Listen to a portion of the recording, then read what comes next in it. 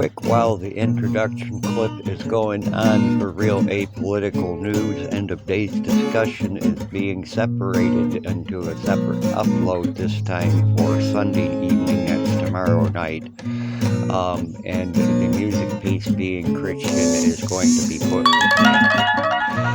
so as I didn't shut off the alert and I just blasted your ears with the alert sound there.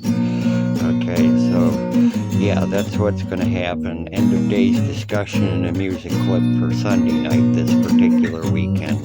And be cool, y'all.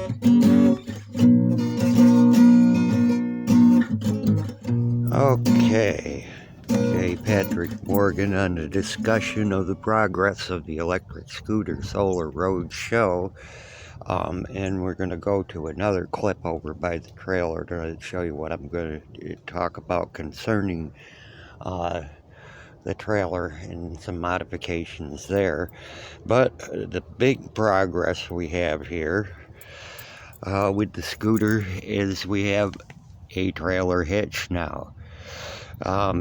Very solid, pulls the trailer around good, and you know, you're not going to rip that apart. It's got gussets, as we showed in the other video, to, you know, reinforcement throughout, and that's pretty solid steel.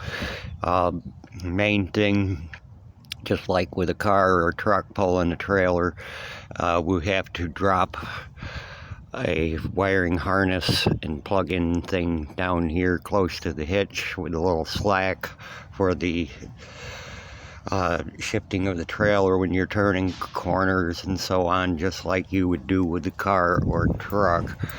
Just enough slack for that. These scooters have the same type of magneto charger as this riding lawnmower over here as far as charging the battery. That's concerning putting lights, you know, the turn signals and brake lights and so on the trailer. So we're going to go to another clip and I'll tell you why we can't really go straight to the lights on the trailer yet, because we talked about some modifications and some new ideas concerning changing the trailer. So next clip we'll go to the trailer. Okay, so the trailer clip part of the thing. So what we discussed was switching out the steel slats and the steel black box here with aluminum to make the trailer a little bit lighter. You know, it could, we estimate, haul up to about 200 pounds, but I, you know, did a little weighing of my camping equipment at some point and came up with roughly 140 pounds, and I added a 20-pound just in case thing for when I'm dropping extra supplies in the trailer and so on, or but yeah, just to keep the whole thing light for a smaller engine on a scooter and things. So that's why we would be holding off on any kind of trailer lights until we know what we're doing with the rest of the frame of this. As you can see, just the tie downs, a battery, the solar thing, the solar panel don't need to be hooked up because that battery's got a full charge now. I haven't used it lately. So that's where we're going with the trailer end of it. Now, next clip, we're going to have the two hooked together, and that'll be a pretty... Okay, and this being the final clip of the roadshow promo that goes along with this week's YouTube and Rumble uploads. I'll give you a good shot of trailer as it's hooked up, and the fact that I loaded it down with some more weight. I had several inclines down that way to test it on uphill. There's a stability problem if you hit a speed bump a little bit too hard. That's kind of expected, even if you're hauling a trailer with a car or truck. If it, that's if you've ever done so, you know what I'm talking about. As far as getting it up over a steeper incline, it's pretty slow, but speed is not my objective in this kind of thing anyways. My objective is to not be able to, or not have to walk, hitchhike, or pedal a bicycle with a bad leg that won't pedal a bicycle while I'm doing this, while I'm hauling stuff behind me and so on. So all in all, even though I only really got up to 15 miles an hour on that steepest hill, the test drive here with a heavier weight in the wagon is a success.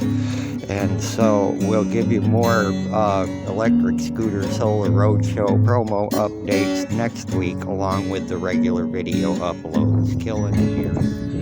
Well, this is J. Patrick Morgan with Real Apolitical News here. This is going to be one of the more briefest real apolitical news of the past few months and everything. And it's a day late. I had to do a lot more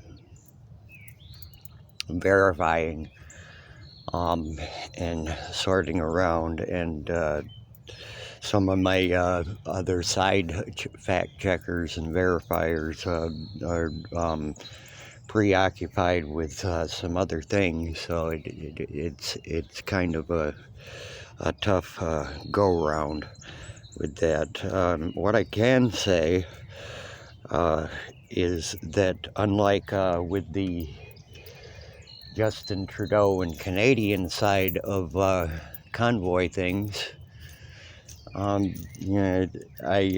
sent emails and messages and more or less calling Canadian officials out.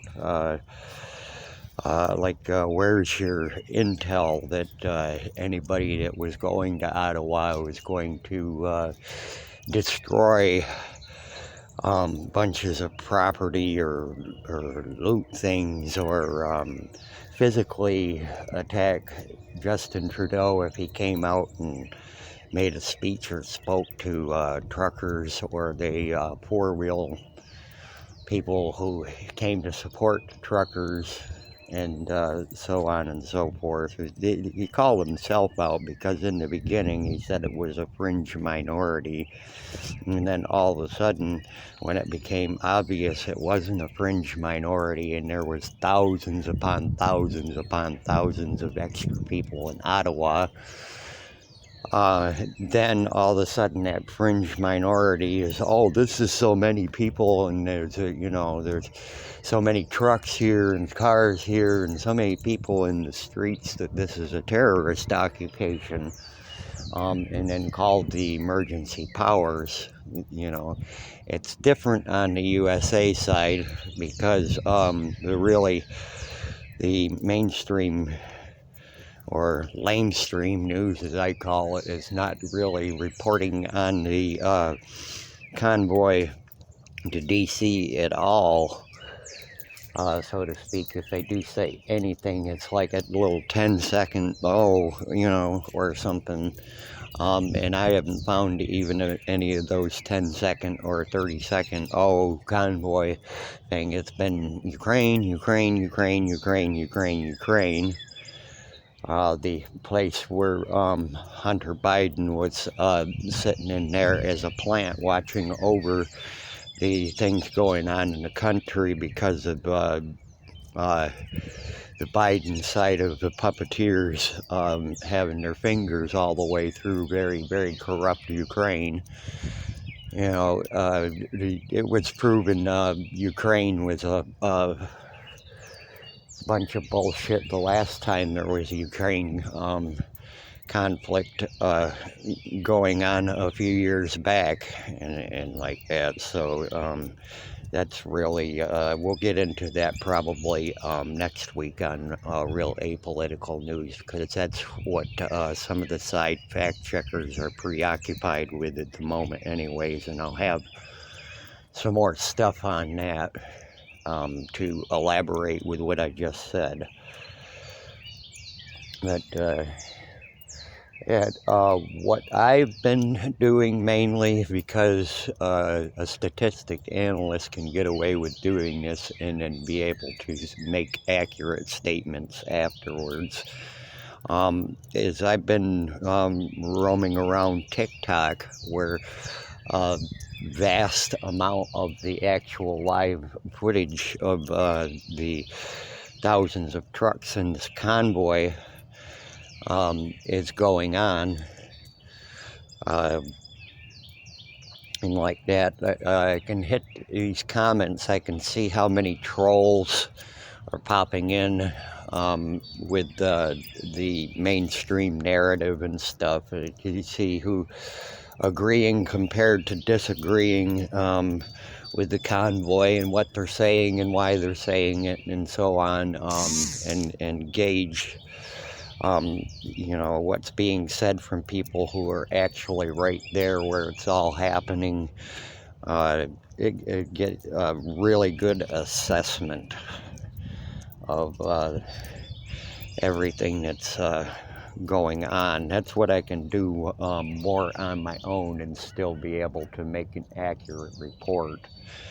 And that's tough, and that's why Real Apolitical News is a day late getting up on YouTube and Rumble, is because this week I've been pretty much on my own on any information that I could gather, and so I don't have to call out, hey, where's your intel that trucks are going to bash through the Pentagon wall like a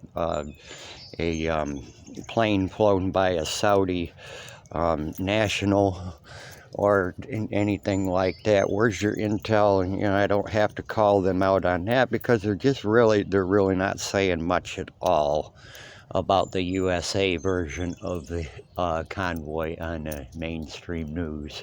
Haven't had to do that. I do apologize that this time around I'm behind and not getting you tons of information. But if you take most of these video clips are no longer than 3 minutes on TikTok. You know how TikTok is set up. If you have time, just jump on TikTok, and you'll see literally thousands of videos of live footage of the convoys as it went through Oklahoma and Indiana, the people that are coming from the Northeast versus the Southeast, and meeting up with them halfway in the Midwest and so on. You'll see it all there.